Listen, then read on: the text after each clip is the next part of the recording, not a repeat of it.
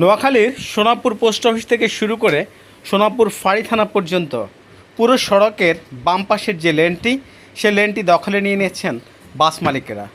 এই যে আপনি নোয়াখালী এক্সপ্রেসের বাসটা দেখতে পাচ্ছেন, যেটি ঢাকা নোয়াখালী রুটে চলাচল করে, ঠিক এই লেন ধরেই ফাঁড়ি থানা পর্যন্ত পুরো সড়কটি এভাবে বাস পার্কিংয়ের আওতায় চলে আসছে।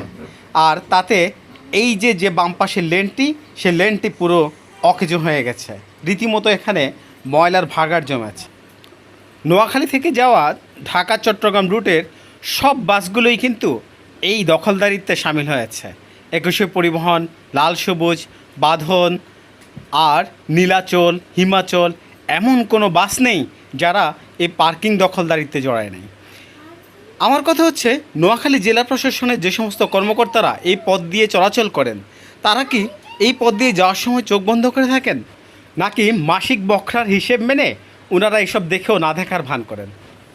নোয়াখালীতে তো এখন একটা আর্মি ইউনিট আছে, সেই ইউনিটের কর্মকর্তাদের দৃষ্টি আকর্ষণ করছি এ বিষয়ে। আশা করছি তারা একটা তড়িৎ ব্যবস্থা গ্রহণ করবেন। নোয়াখালী সংলাপে এর আগে এ নিয়ে একটা রিপোর্ট করেছি, কিন্তু সেটা জনপ্রশাসনের দৃষ্টি এড়িয়ে গেছে। প্রশ্ন হলো, এই অব্যবস্থাপনা আর কতকাল চলবে?